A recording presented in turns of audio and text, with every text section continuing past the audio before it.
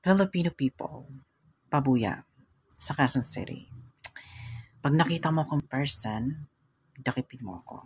At dalhin mo ako sa Malacanang, sa Port Manila, and President of the Philippines. I am to order the cashier money's reward. 10 millions Philippine peso cash. Malaki din, di ba? Magkaka-future ka sa akin. People, Philippines.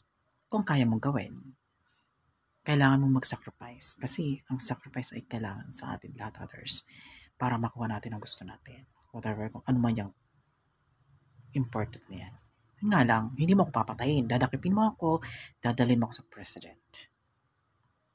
Ganun lang doon. Kasi, all government is lost. Kailangan yung gawin to Pilipino. Kasi wala naman sila magagawa pag dindala niya ako sa Malacanang building of politics. Nakatanga lang mga yan, di ba?